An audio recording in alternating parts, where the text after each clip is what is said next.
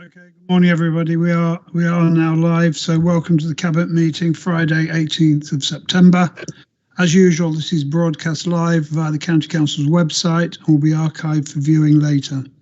The meeting is being held remotely with members joining online. So to start with, I need to do a roll call to make sure all Cabinet members can see and hear everyone else, so that we can see and hear from them. So I'm going to start off in alphabetical order. So Blunty. Chairman Richard Blunt reporting for duty. Lee? Yes, here, sir.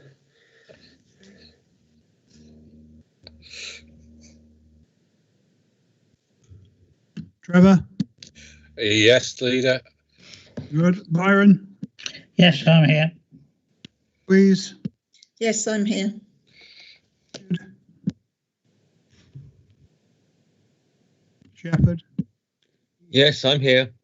Great. And lastly, Deborah.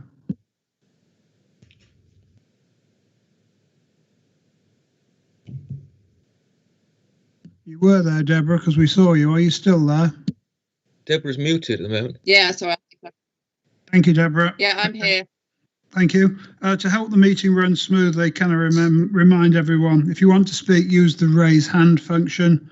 Turn your microphones on when you want to speak and then switch them off so we don't get feedback. At the end of each debate on each report, please turn your microphones on. If there does appear to be any dissent, I'll ask you if you agree. If there doesn't appear to be any dissent, I'll ask you if you agree with the recommendations to avoid lengthy roll calls for each item. So it's really crucial that if you do disagree, you say so when we move to the resolution. If no one disagrees, I'll just declare the motion carried. We've got apologies today from Blake, who's at a wedding. So the next agenda item is the minutes. I move the minutes of the meeting held on the 23rd of June 2020 are taken as read, confirmed and signed. Can somebody second them? Seconded, Chairman. Are we all agreed? Agreed. Thank you very much. Urgent items, agenda item 2, we have none. Under declarations of interest, to save you all reading them out, I've got some here which count for everyone. So dual-hatted members with a personal interest on devolution, on the item 5, the devolution white paper and local recovery, include myself from Northwest, Richard from Northwest, the other Richard, that's Shepherd from Charnwood, Lee Brecken from Blaby District Council, and Louise Richardson from Blaby District Council. Can we also record another personal interest in agenda item 7, community managed libraries from Mr. Shepherd, as his wife works in a library? I think that was all of them I've been advised of. There's no others, are there? Leader, it's Deborah from Charnwood. I need to add mine to the list, please. Oh yes, Deborah. Sorry, I forgot. I don't know why I've missed you off, Deborah. Deborah's also Charnwood Borough Council. Sorry, Deborah. Chairman, do we need to declare interest also if we're dual-hatted in item 12 on the planning for the future white paper? I just seek advice on that. I'll ask the Chief. I don't believe that's necessary at this stage. Thank you. Okay. Right, let's move on then with all those declarations. Yeah, who's that? It's Richard Blunt. Oh, Rich. Go ahead, Rich. Yeah, I'm declaring a personal interest in item 5 as everybody else has done. But as leader of the District Council North West, I think it's appropriate for me to leave the meeting at that point and join again for the next item. We've got that, Richard. So we'll log you out and then we'll have to wait till you log back in because unfortunately for you, the next agenda item is yours. So you're going to log him out. Anna's going to log you out or you're logging out, then Anna's going to log you back in. So we'll wait for you to get back in, Rich. Thank you, Chairman. Okay. Item 4, Mtfs, latest position. These are on pages 11 to 36. This report gives an update on the 2021 revenue, budget and capital programme monitoring position. We're asked to agree some changes to the capital programme and agree the approach to updating the Mtfs for the next 4 years. The report was considered by the Scrutiny Commission on Monday. Draft minutes is attached to the order paper marked 4. We've got Chris Tambini, the Director of Corporate Resources, to present the report, and then I shall go straight to Byron as the Cabinet lead for the report. So are you there, Chris? I am, Leader. I know that the Cabinet are very familiar with our very difficult kind of financial position, so I'm going to be kind of fairly brief in terms of an introduction. In terms of the current year, we're clearly under severe financial pressure. We're forecasting an £18 million overspend for the current year, and that's after taking account of all the extra government support we've got. Actually, the amount of spend we're above normal is £90 million. So that gives you some extent of the cost of the coronavirus kind of pandemic to Leicestershire County Council. There clearly is major uncertainty in terms of what the year end will actually be in terms of our outturn. So again, I expect that these figures to kind of change over the coming weeks and coming months. We're introducing expenditure controls to contain the position, and clearly COVID has been the major driver of our financial overspend. However, the issues we had pre-pandemic, such as major pressures around SEN, major pressures around children's social care, they're still there. So they are the kind of those underlying pressures that remain. In terms of next year and future years, the pressure is going to continue. So you can see in the report, we're now forecasting a £20 million shortfall in the budget for next year. When we set the budget back in February, actually, next year was balanced. This year was balanced and next year was balanced. So a major turnaround in terms of the kind of near term. And we're also forecasting a £50 million gap by the time we get out to 23-24. So clearly kind of major pressure. One of the major concerns we've got is a fall off in council tax receipts as the recession starts to hit and people's ability to pay council tax is reduced. There is a possibility that the government will come forward with some future support around that, but I think we're going to have to wait and see in terms of the comprehensive spend review in terms of what that support might look like. And if it does happen, I don't think it's going to actually address the full scale of the issue, but that is our key pressure in terms of next year and future years. The report sets out the kind of overall approach to dealing with the gap, both short term and long term. So it includes the planning framework, it includes how we're going to go around identifying future savings, it includes the introduction of expenditure controls and some changes to the capital programme. So they're detailed in the report. I'm not going to go through those in any detail now, but there are just a couple of things I was going to say before I end. That despite being the lowest funded county council in the country and the very gloomy message I'm giving now, we're not close to issuing a section 114 notice, which is the way local authorities in effect say they can't balance the budget. Members will probably be aware that this year we had Croydon and we've had Peterborough who kind of in effect said they're going to central government looking for kind of bailouts to address their financial position. We're not in that position, although the pressures on us are clearly great. The second thing I was going to say is it is actually pretty difficult to see any chinks of light. I think it's going to be an extremely challenging few years, and I think we just need to prepare ourselves for that. And the recommendations are set out on the Green Order paper. Thank you, Chris. And I was on a meeting yesterday when the chairman of the Society of County Treasurers actually used your juggling blancmange expression. So you've already gone down in history. Darren? Well, Chairman, let me say I will move the motion on the order paper. Clearly, as Mr. Tambini says, we are under considerable pressure as a result of COVID and the now net overspend forecast of 18 million. But as the paper makes clear, the measures we've already taken enable us to finance that through to year end, principally because we've reduced the capital programme and we're bringing some money that previously came from revenue that supported that back into the revenue budget. So we will certainly get by this year, albeit with some consequences because of the reductions in the capital programme. Following that's where things get really difficult in year 2, 3 and 4 of our medium-term financial strategy. And essentially that's mostly down to expected reductions in capital in council tax receipts and possibly business rates receipts to some extent as well.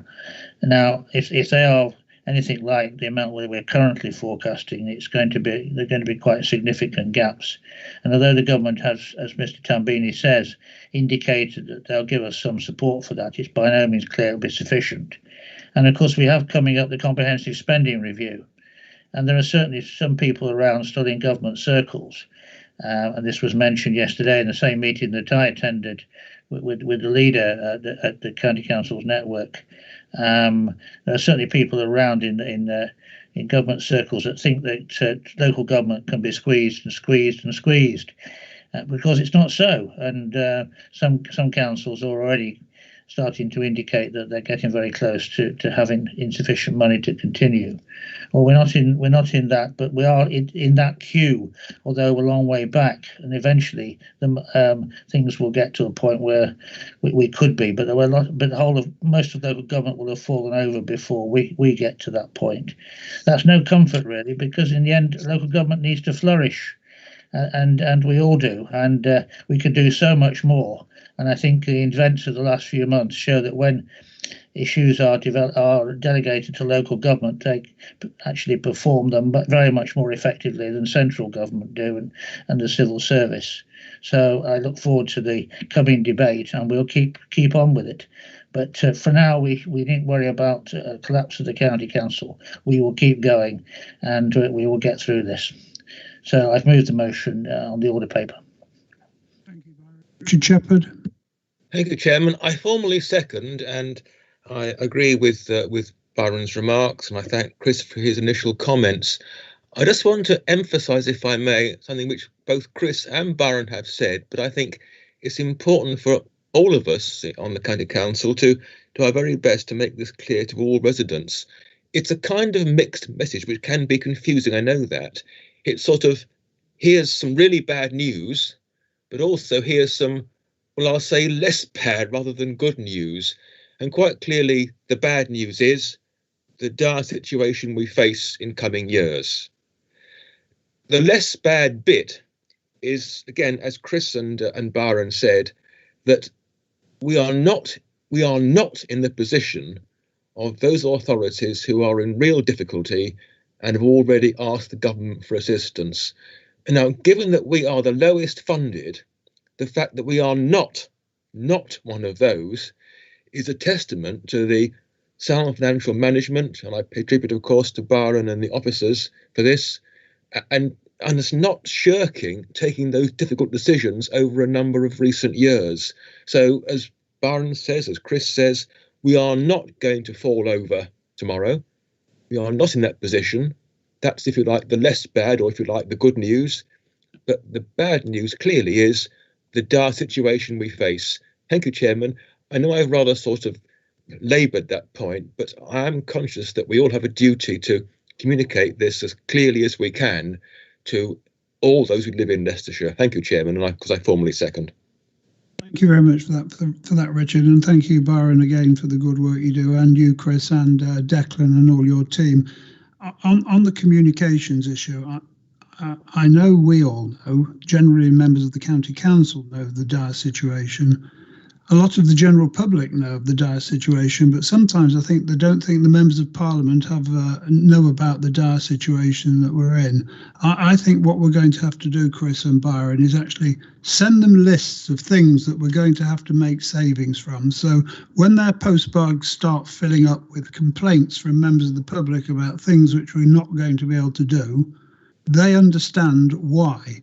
And the why is because we just have not got the money to be able to do them. They just write to us readily complaining about cuts we've had to make, and yet they do not understand the dire financial situation this authority is not only in now, but is going to be in the future. So once we start drawing up the lists of things which we're going to have to make savings on, or serve 114 notices, we need to communicate those in no uncertain terms to the members of Parliament we've got in Leicestershire. Having said that, I'm happy with the motion. Been moved by Byron and seconded by Richard. Is everybody okay with it? Yes, thank you very much. Right, let's move on then. Agenda item 5 is the white paper on devolution and local recovery. We'll just give Richard Blunt time to leave the meeting. So you leave, Rich, and then we'll notify you when we've done.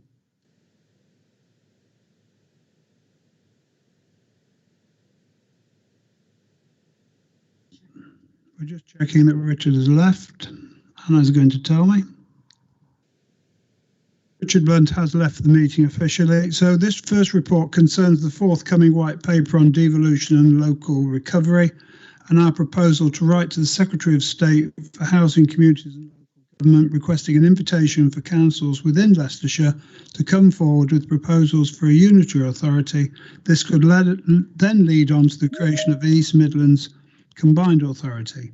We've had comments from Michael Mullaney as a member for the De Montfort division, and these are attached to the order paper marked 5A. We've also had some comments from Terry on behalf of the whole Labour group. These are attached to the order paper marked 5B. I'm going to ask the Chief Executive, John Sinnott, to present the report, and then we'll move on. So over to you, Chief. Thank you, Chairman. As you say, there is a forthcoming white paper. We don't know exactly when it will be published or its content, but the government have said that it will be ambitious. They want to see greater devolution linked to improved local and regional accountability, and they will have a preference for elected mayors. Ministers have also suggested on more than one occasion that reorganisation into unitary local authorities would be a condition of a devolution deal. So the recommendations on the order paper are to position the County Council to respond positively to the government now and to follow up when the white paper is published. The recommendations, if approved, would also put the County Council in the same position as Nottinghamshire and Derbyshire County Councils. As background, the report refers to the work on reorganisation which was underway here prior to the general election last year, which can be updated as necessary. If you're not yet clear about what the white paper will actually say when it comes out, we can be very clear about the financial challenge to the County Council, which is worsening. You've just heard that on the last item. The opportunity of reorganisation to achieve significant savings seems to me to become increasingly important. The recommendations are on the order paper. Very much for that. And I was on a call yesterday with Derbyshire and Nottinghamshire.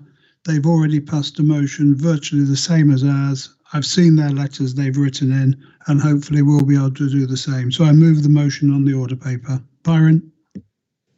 Yes, I will second that. Any other comments? All happy? Thank you very much. Moving on, agenda item. Oh, sorry, I can't move on. We're going to reintroduce Mr. Blunt, and Anna's going to do it, and I'll tell you when he's back on.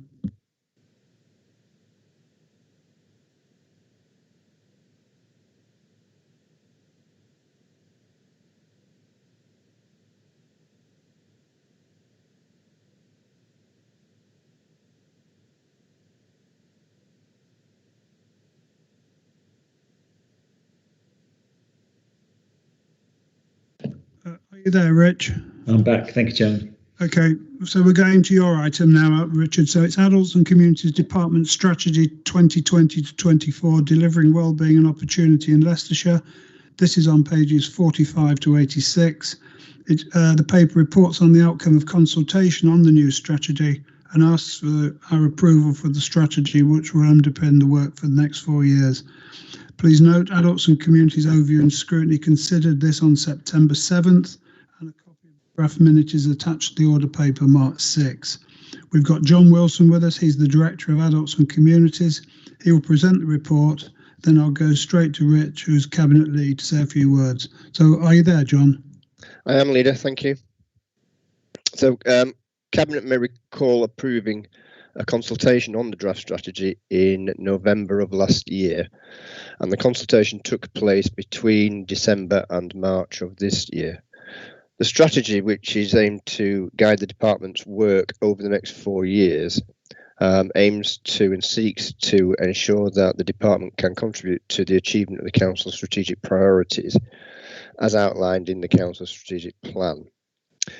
The strategy builds on the delivery of the previous adult social care strategies, the community and wellbeing strategies, and the adult learning strategies, and seeks to bring together those various elements of the department's work to develop and deliver improved wellbeing for our residents. So our strategic approach of promoting independence through preventing people from requiring statutory services, from reducing the need and level of service that people might require, delaying the point at which people require those services, but ultimately, of course, meeting people's needs and meeting people's outcomes where support has been shown to be required, has been extremely successful over the last 4 years. And we intend to build on that, but also add a renewed focus within the new strategy on wellbeing. We consulted on the strategy, as I said, from December to March. We did that through the council's website, by post, through engagement events. We used existing service user carer forums. We held additional meetings. And overall, we had 400 responses and people attending meetings, along with 61 completed questionnaires. In the main, there was a majority support for the strategy, particularly the focus on wellbeing. People welcomed the idea of bringing together the various elements of the department into a single whole. There was enthusiasm for the use of increased technology to provide people with support going forward.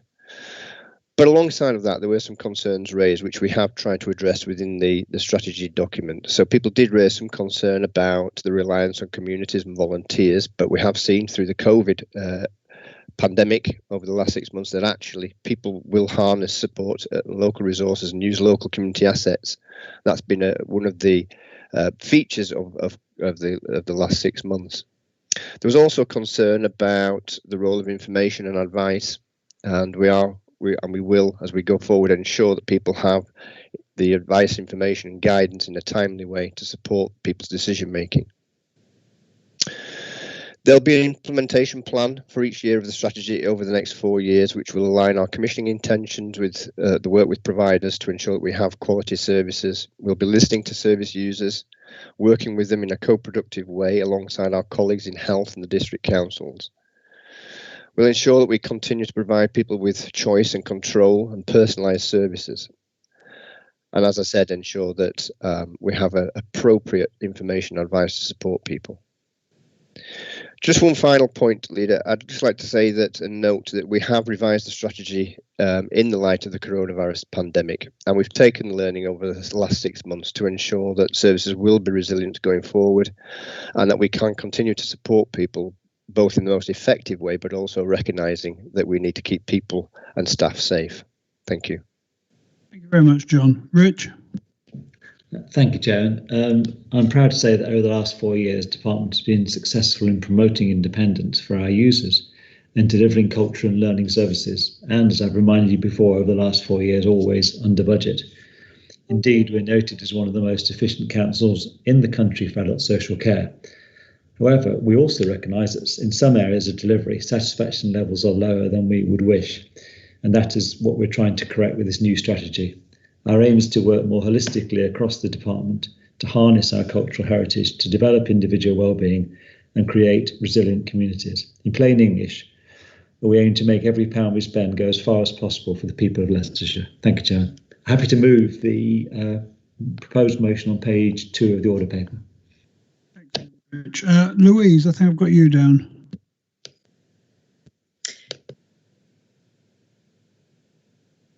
You're on mute, Louise. Sorry, it kept flashing backwards. Okay, I'm happy to second the motion. I'm very pleased to see the focus on wellbeing and home first with early prevention. It's very important to people to stay independent for as long as they can, but with the right assistance and speedy assistance. So the communication between partners is essential for that delivery.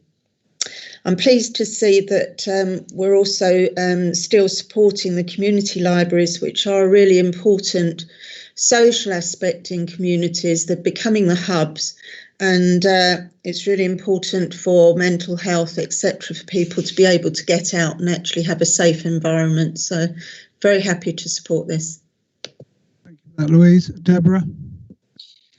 Thank you. I just wanted to say I was really pleased to see in there about the digital capacity. I think that's really important, what we've learned over the last few months of the pandemic, that there are opportunities for us to use digital. I know not everyone wants to use it, but we need to have that option available, and we're definitely moving that forward in the Children's and Families Department, and we need to keep that in mind across the whole council as we move forward. Thank you. Very good point, Deborah. Okay, so moved by Rich, seconded by Louise. All in favour? Thank you. Moving on. Status on support for community managed libraries. This is on pages 87 to 96. This report is also from the Director of Adults and Communities and proposes some extra support for the community managed libraries in light of the COVID-19 pandemic. Again, please note, Adults and Communities Overview and Scrutiny consider this on September 7th, and a copy of the draft minute is attached to the order paper March 7. John Wilson is back, and with him he's got Nigel Thomas, who's the Assistant Director, who are going to present the report, and then I'll be going to Rich again because he's in charge of it. So is it you, John, or are you going to let Nigel do it? No, I'll hand straight over to Nigel. Thank you, Leader. Thank you, Chair, and good morning, everybody. So members are aware that community managed libraries have become an established and successful part of the library service, and in the report, just summarise very quickly their contributions up until now. And the report also just reminds us of the ongoing baseline level of support which the County Council has given community managed libraries, which has included things like ongoing book stock and peripatetic officer support. The things that are worth noting at the moment this year is that this is the last year that the financial part of that package is in place, and that is summarised in paragraph 12, that a tapered running cost support was put in place, and this is the last year that operates. So we're very conscious this year to have a look at what the general status of the community managed libraries were in terms of their future financial viability. And since those libraries were passed over to community control, the libraries have worked very hard to raise additional income through room hires, coffee shop events and other fundraising activities, and some have been very good at levering in external funding to support their work. But like all libraries, the lockdown period meant that income through these routes was paused for the duration of the lockdown, and possibly, sort of whilst we still struggle with the pandemic, and clearly they were losing income from those routes. So as a pragmatic measure to support them, officers agreed an additional one-off grant from the Emergency Contingency Fund that was set up at the beginning of the project, which in effect gives them an additional 20% contribution equal to what they would have received as their last year of financial support. And this is detailed in paragraph 25. But also it's worth noting in paragraph 31 that all 19 of the 30 odd libraries that are in community control were successful in tourism, leisure and hospitality grants set up by the authority, and they've been successful. Some have had sums of about 10,000, some have had 25,000 coming into their reserves. So all of this activity gives us the confidence that libraries should be remaining financially viable, certainly throughout next year and beyond, but we will continue to monitor that progress. Paragraph 36 then just outlines we were conscious that we were doing this report before the pandemic because we were conscious of that financial sort of deadline. Paragraph 36 just outlines some of the options that we considered to support libraries, those libraries over the longer term, and we're recommending that option one of those choices is agreed, a pragmatic action that allows the leases to be extended from 5 to 10 years, because this helps not only in terms of the legal costs every time they have to renew their lease with the County Council, but it also helps them give confidence to the Charities Commission when they're bidding for external funding. And throughout our communities and wellbeing structure, we've committed some more officer support to enable them to work with the communities team of the County Council and Voluntary Action Leicester. So those are the recommendations, and they're in the order paper. Thank you. Very good, Nigel. Rich?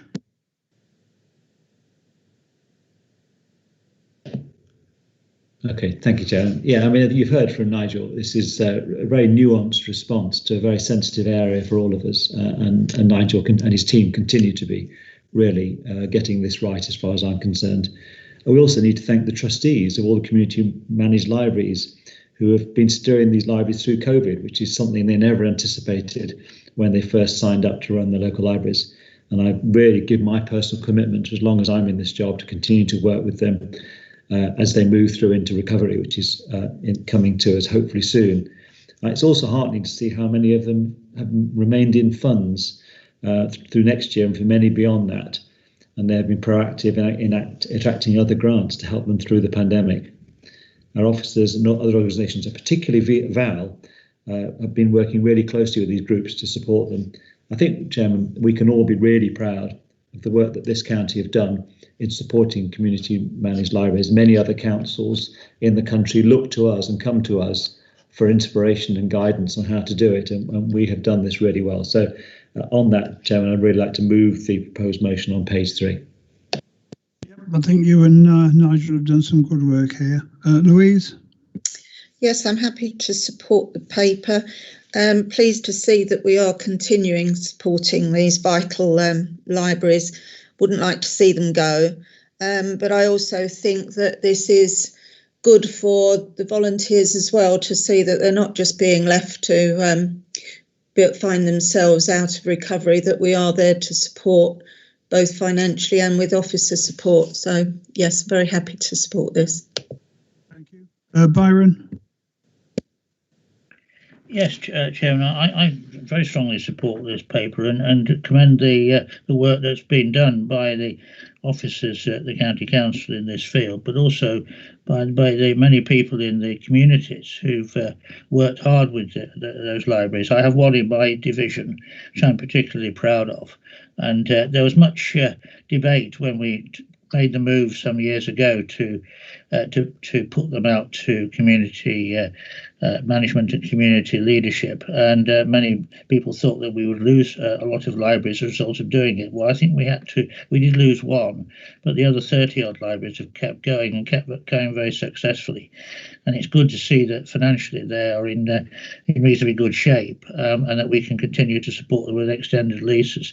So it does cost us a little bit more, although I realise it's coming from existing budgets. But I'm very happy to support this paper. In fact, I'm not only happy, I'm very enthusiastic to support the paper. Very good. I'm as well. So it was moved by Rich, seconded by Louise. All in favour?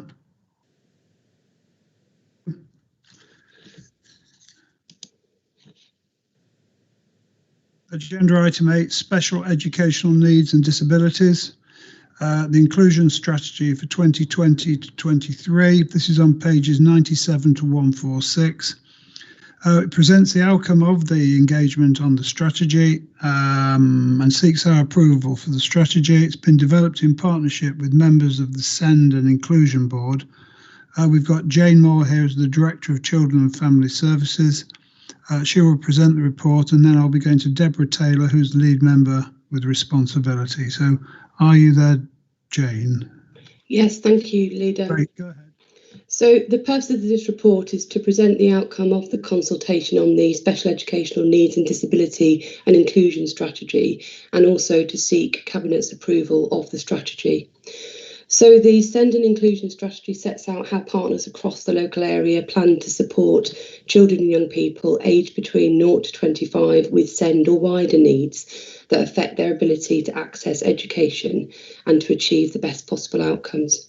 So the strategy has been developed in consultation with our local area partners, parents and carers, children and young people, and it also includes reference to areas for development from the local area SEND inspection in order to improve outcomes for children and young people. In terms of the priorities for the new strategy, the strategy does set out a number of local priorities and how the County Council and its partners will improve services and outcomes over the next 3 years. The action plan within the strategy identifies 5 priority areas of activity, and they are to identify and meet children's special educational needs as early as possible, to be responsive, inclusive and effective, to ensure responsive, inclusive and effective provision for all children and young people with SEND, and to have an understanding and preparation for change, so to support children through transitions, and also to develop strategic partnerships, joint working, joint commissioning and consultation, and also to develop the workforce. So in terms of engagement on the draft strategy, comments and feedbacks from all of the various engagement activities have been considered when forming the priorities and actions within the revised strategy. The SEND and Inclusion Board has continued to monitor the issues raised through feedback from the parent, carer and children and young people that's been gathered throughout the life of the current strategy. And we've detailed in paragraphs 18 to 25 the range of consultation and engagement events held as part of the development of the strategy. The Children and Families Overview and Scrutiny Committee considered the draft strategy at its meeting on the 1st of September, and members welcomed the strategy, which promoted inclusion across all services and sectors. The strategy is underpinned by a detailed action plan that outlines the work streams that will deliver the priorities, and the action plan is included in the strategy from page 129 in your document pack. And progress in the implementation of the strategy will be communicated to key partners via their representatives on the SEND and Inclusion Board, and will also be published on the local offer. So I move to the recommendation that the responses to the consultation are noted, and that the Leicestershire local area special educational needs and disability and inclusion strategy be approved. Thank you, Chair. Thank you, Leader. Thank you, Jane. So this is a really important strategy for us, and it's a key partnership document to support the education, health and care needs of vulnerable children and the young people in Leicester.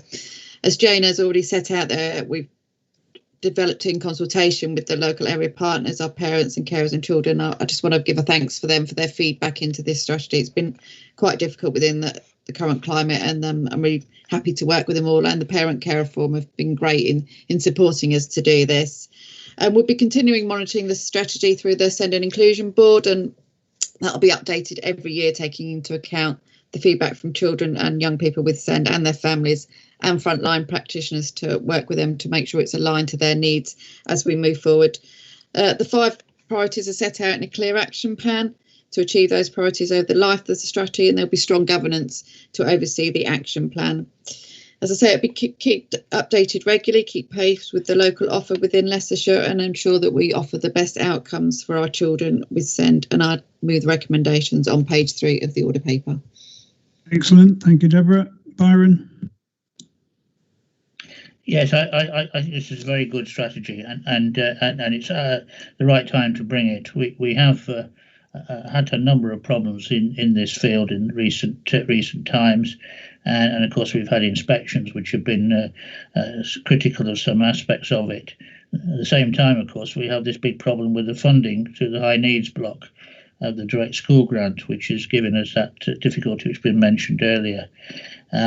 So I'm very pleased now the Department are getting on top of the problems, and have got the aspirations to raise the standards, and to not only to do that, but to do as much as possible within Leicestershire, and reduce the dependence on the independent sector as well, which is also part of the overall plan. So I'm very happy to second the paper. Thank you. You can say it was moved by Deborah and seconded by Byron. Are we all in favour? Very much. And can I just say, Deborah, this is a piece of very good work. Thank you very much for your efforts, and also to you, Jane. Moving on, 9, Leicestershire and Rutland Safeguarding Children Board Partnership. This is the annual report for 1920 and a business plan for 2021. Again, this is from Jane. Presents the annual report. Blah blah blah. So over to you, Jane. You can introduce it. Then I'll call Deborah. Thank you, Leader. So this report is bringing to the Cabinet's attention both the annual report for the Leicestershire and Rutland Safeguarding Children's Partnership and also the joint business plan of the Leicestershire and Rutland Safeguarding Children's Partnership and the Leicester Safeguarding Children's Partnership Board, both for consultation and comment. In terms of the background, the multi-agency safeguarding arrangements for Leicestershire and Rutland were published on the 28th of June 2019. Those were the new arrangements for safeguarding children, and they commenced on the 29th of September 2019. The Safeguarding Children's Partnership shares some operational arrangements still with the Leicestershire and Rutland Safeguarding Adults Board and some of the partnership structures with the Leicester Safeguarding Children's Partnership Board. The annual report 2019-20 sets out some of the developments across that period. So the very first months of the partnership had really been a transitional period during which we developed and further adapted its ways of working. So we've detailed from paragraphs 27 some of the areas of development, which have included things like the development of a quality assurance framework, engagement with schools, children and young people, and also undertaken a review of our policy around children's safeguarding practice.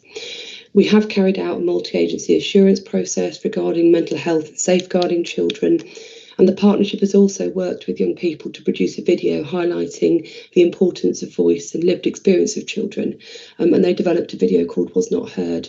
And we also developed the hashtag Our Door Is Open campaign in response to the COVID-19 lockdown, which was developed to encourage the public to share and to be aware of and report safeguarding concerns related to children. So the work of the partners and the outcomes of that review and insurance work are included in the annual report, which is appended to this report. In terms of changes to the arrangement, over the last year, we have kept an eye on the new arrangements and kept those under review, really to support good governance and effective working. So we have made some changes around some of the subgroups, developed some of the membership and indeed broadened membership, and also clarified a little bit more the role of the independent advisor. So moving on to the business plan, the partnership has now drawn up its priority statements and a business plan for 2020. The business plan is attached as Appendix B to this report, and it includes priority outcomes around statutory responsibilities, the voice of the child, mental health, communication and domestic abuse. In relation to the independent advisor, we have now appointed a single independent advisor across Leicestershire and Rutland and Leicester City in order to facilitate the partnerships and also lead. And the role is also about leading the independent scrutiny of the arrangements across both of the partnerships. In terms of consultation, the annual report does include a summary of all of the consultation and engagement work that the Safeguarding Children's Partnership has carried out with children and young people and also with practitioners. So if I move to the recommendations, the Cabinet notes and comments on the Leicestershire and Rutland Safeguarding Children's Partnership annual report and the joint business plan. Thank you. Deborah. Thank you. The Leicestershire County Council is one of the statutory partners who have shared and equal statutory duty with the local clinical commissioning group and the Chief of Leicestershire Police to arrange and make arrangements to work together to safeguard and promote the welfare of our children in Leicestershire. We have gone through a transition period over the last year, and the new arrangements are now embedded in with our new independent advisor in place, who, as Jane said, will work across Leicestershire and Rutland Safeguarding Children's Partnership and the Leicester SCPB to facilitate the partnership and lead the independent scrutiny of the arrangements. And I'd just like to give thanks to Simon Westwood, who's been our independent advisor over the last few years, for all his hard work as he leaves this role as our independent advisor, and I wish him all the best for the future. I very much welcome more aligned working across Leicester, Leicestershire and Rutland, and the Safeguarding Children's Partnerships carried out its priority planning jointly with Leicester City. The planning process identified that priorities were common across the two areas, and therefore it was decided to develop a single plan. I'm sure you're aware children's safeguarding doesn't follow the county boundaries, so it's really important that we work closely with the city as well. So I'm looking forward to more closer working with the city and Rutland. And I'd like to move the recommendations on page 3 of the order paper. Very good, thank you, Deborah. And can you pass my thanks on to Simon West as well for the work he's done, and hopefully we'll be able to see the new lady soon, Jane. Can I call Richard? Yeah, thank you. Nothing more to add, just happy to second, Chairman. Thank you. So you've got then, Jane, that we thank Simon West and we look forward to seeing the new lady. I know Deborah will see her, but maybe you can bring her along here sometime. Okay, moved and seconded, all in favour?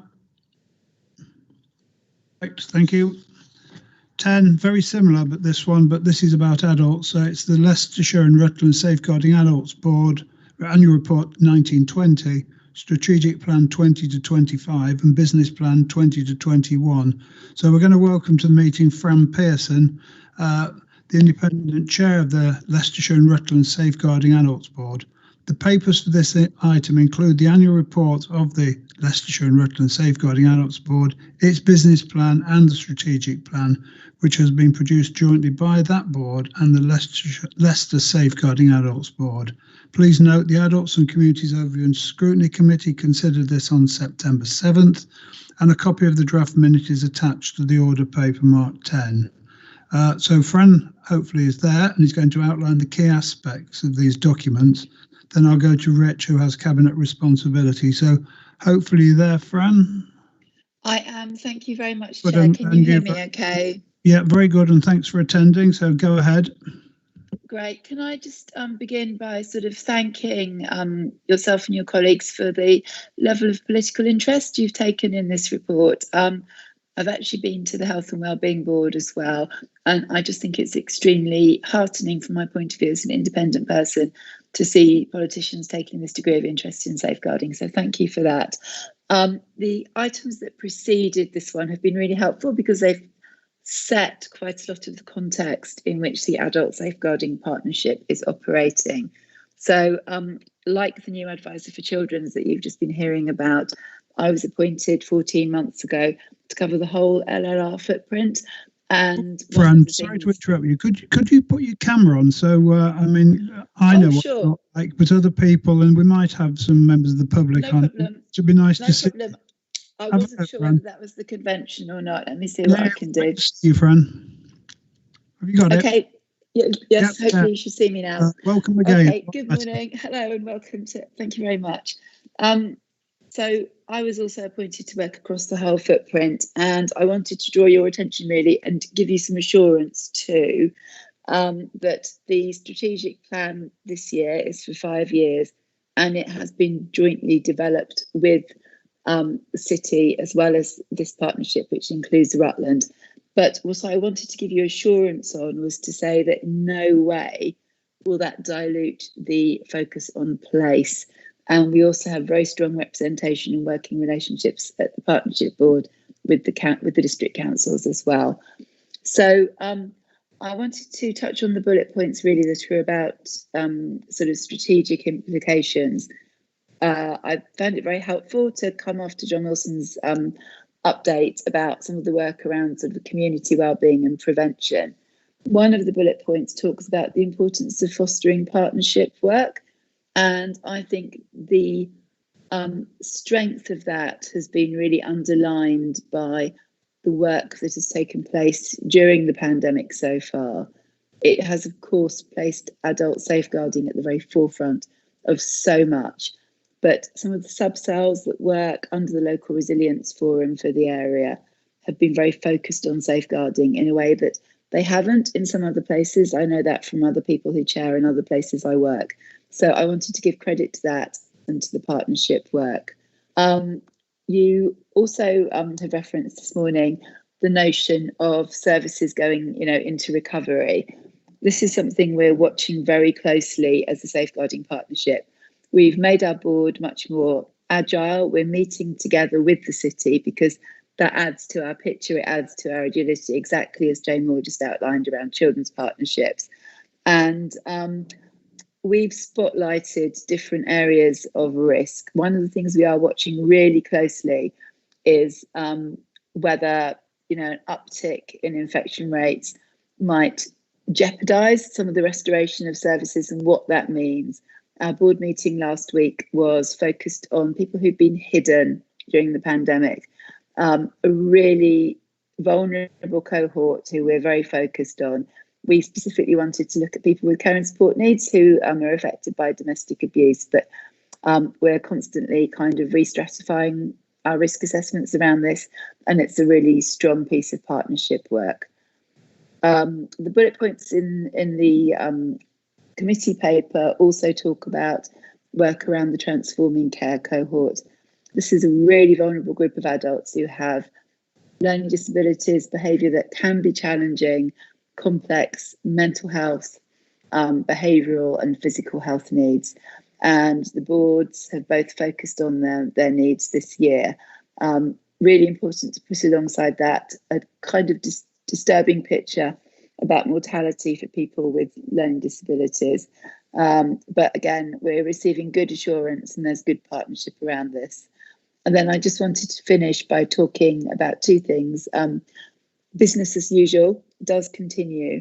And when the two boards met last week, we received from the principal social workers, who are great assets to partnership working, and you have a really great asset here in the council in Laura Sanderson, a audit they'd done around financial abuse. It's slightly predated COVID, but I think an updated version or some further work would help us determine what kind of new and different scams might be going around at the moment.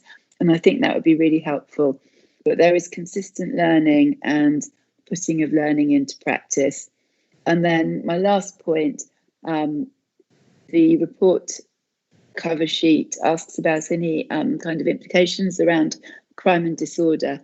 Only if the strategic partnerships work together effectively can we tackle some of these very complex situations where people need safeguarding but could even be a perpetrator themselves simultaneously. And it's been a real pleasure to begin some work with the Strategic Partnership Board to link up with the Vulnerability Executive.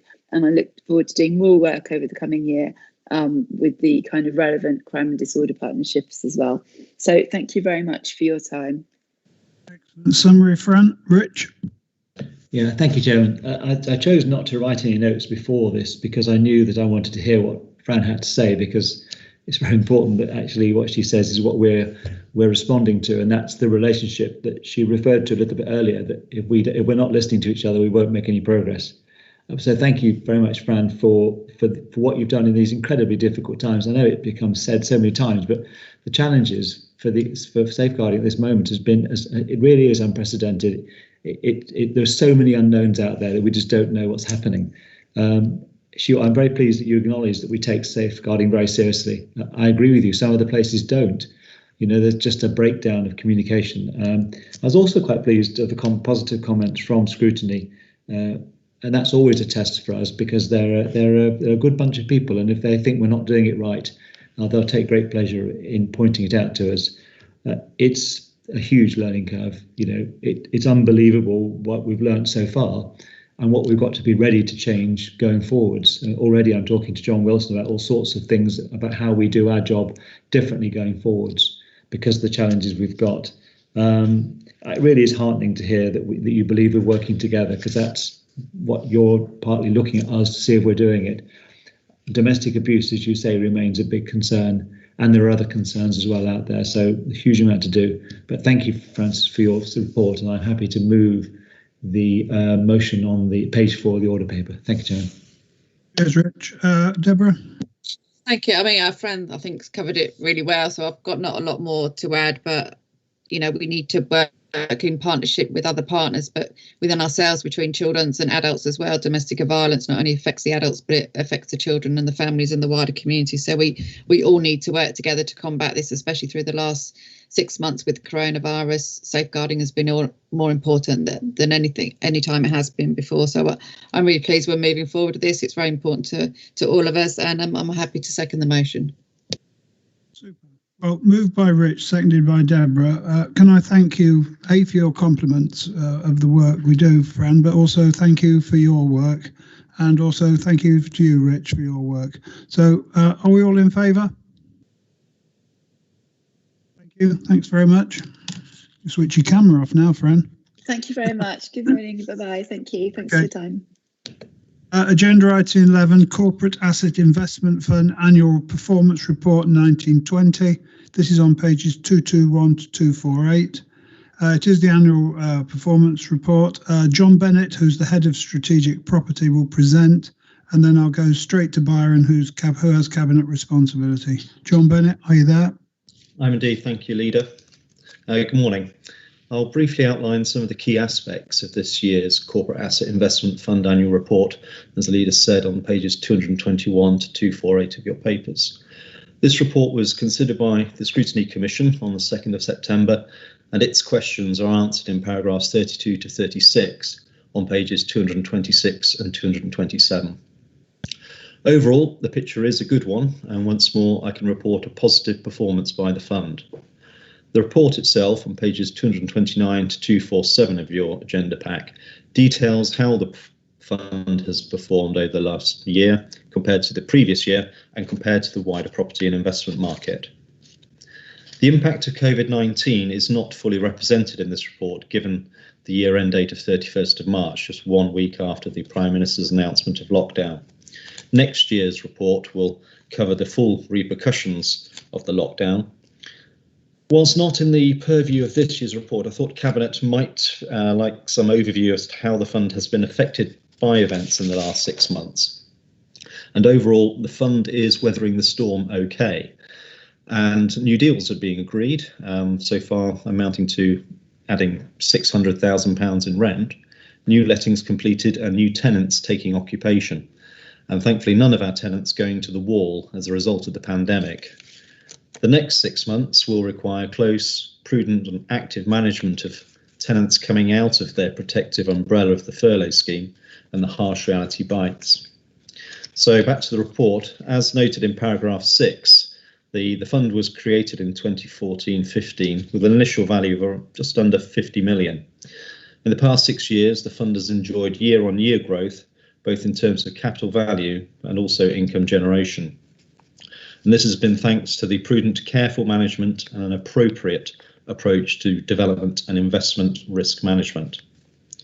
The aims and objectives of the fund, as detailed in paragraph 22, are still relevant, pertinent and logical.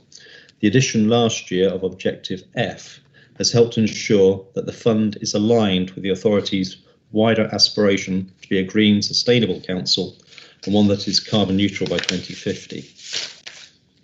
In terms of performance of the fund, as I alluded to earlier, it has been on balance a positive year.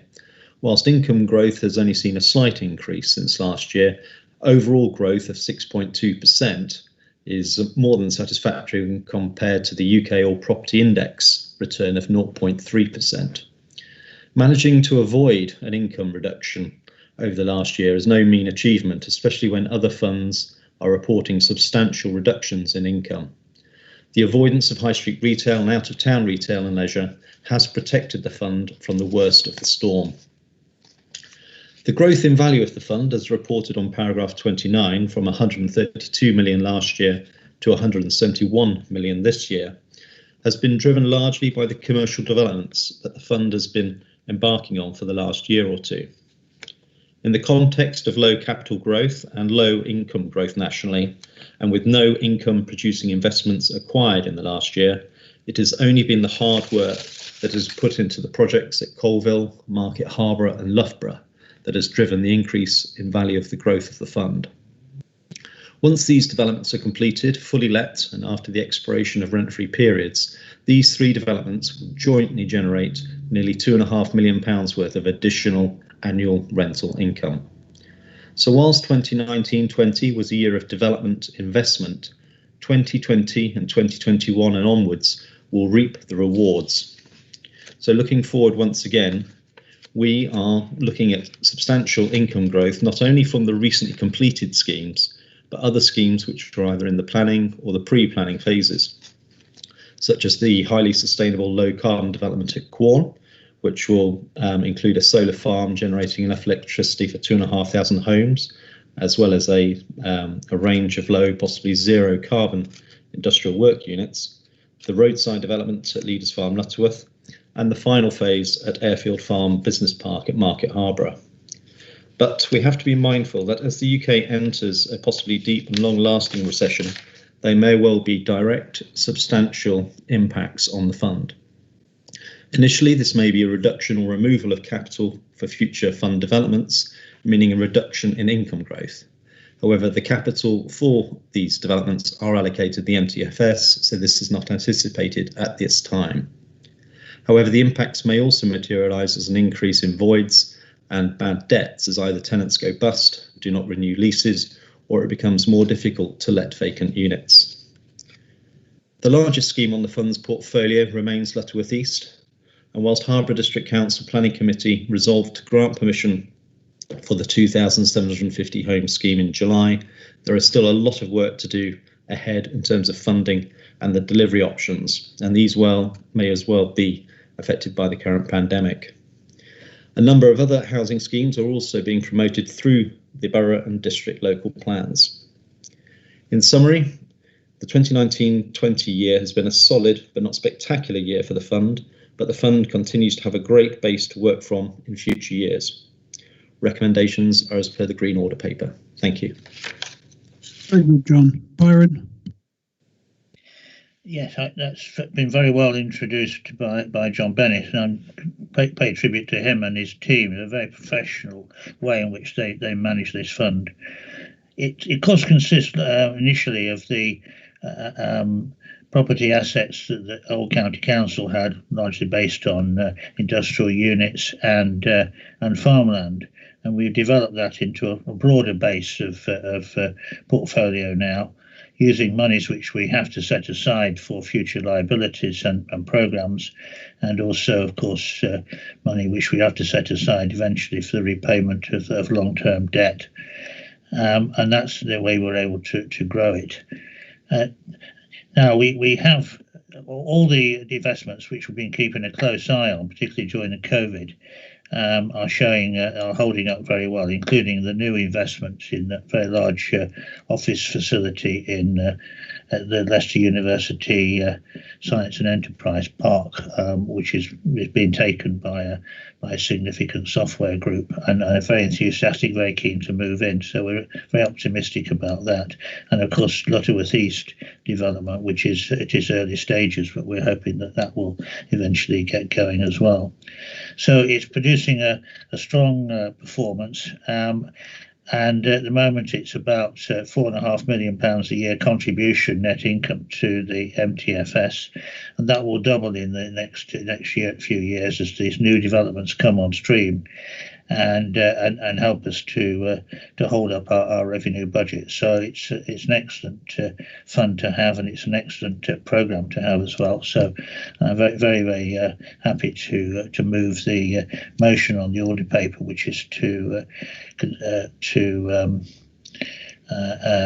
accept and to welcome the report from April 2019 to March 2020. Richard?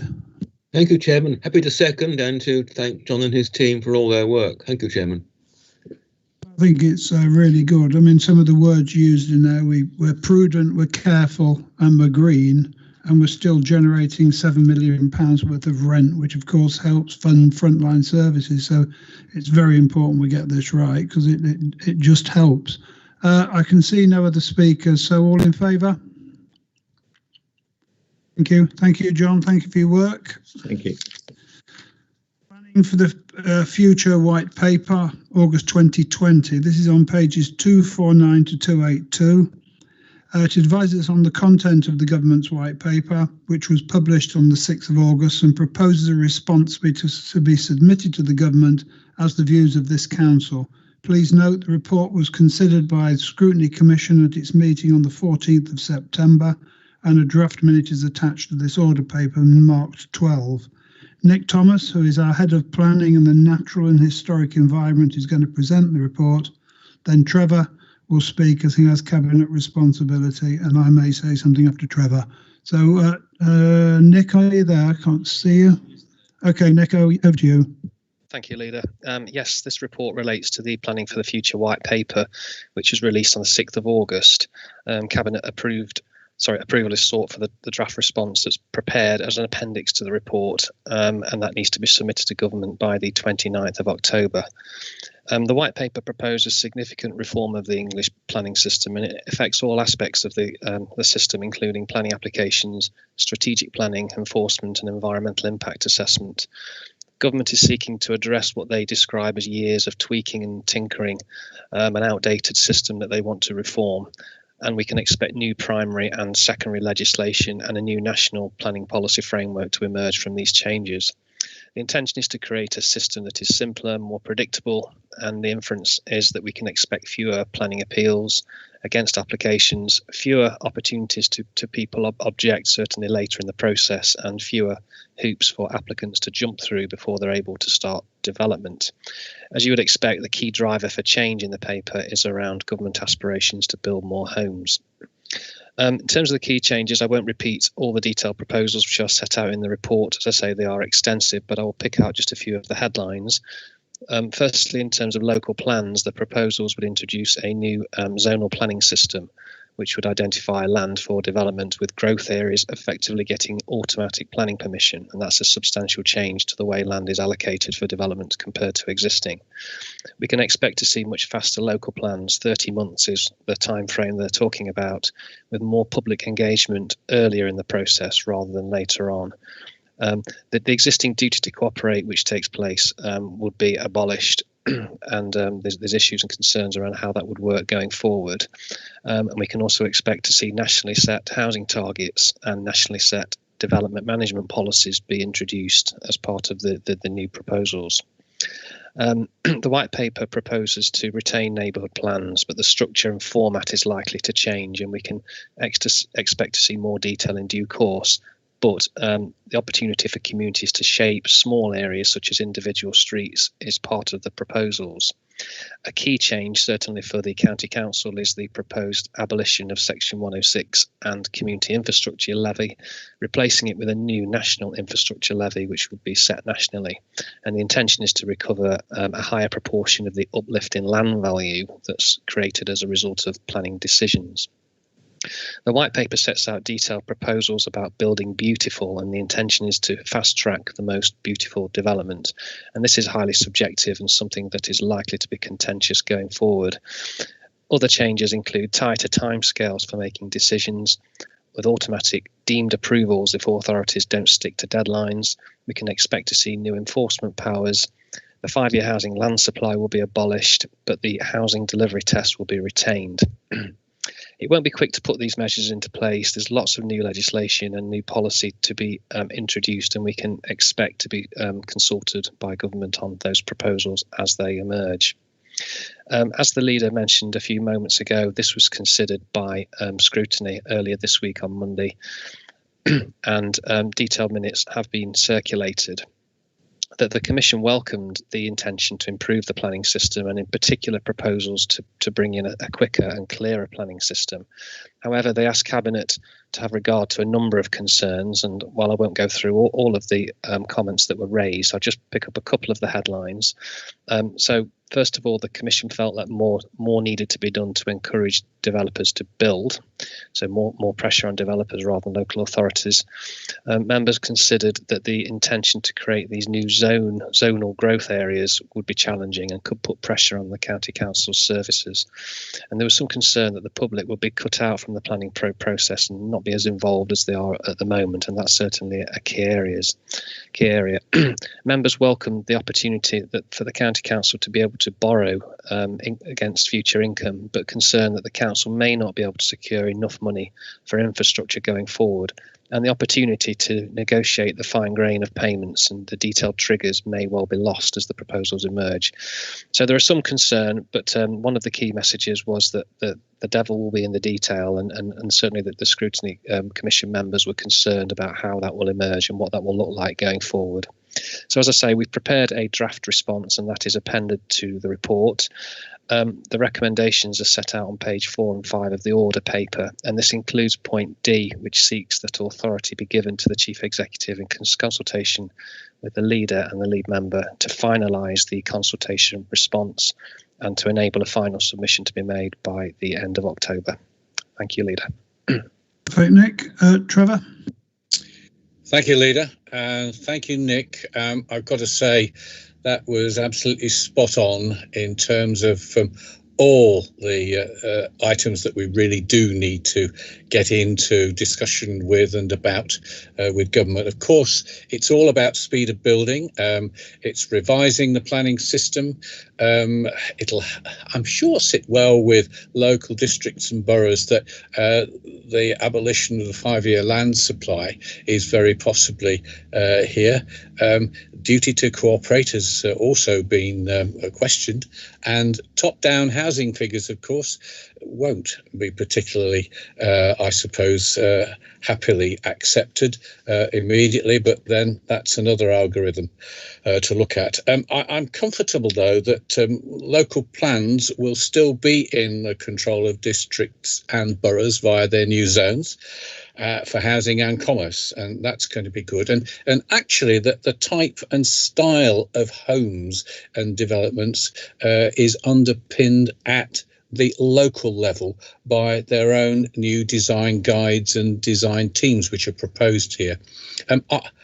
I think it's good. It needs certainly the upper tier council, county council, to be very much involved here with coordinating the highways in terms of access through and to planning and housing developments as designated in the boroughs, local and district councils' local plans. And, you know, the growth unit here at county will play a key role in that, and I'm happy that that's being well and truly utilised now. I move the motion on the Green Order paper. Very happy with this as a discussion. Thank you, Chairman.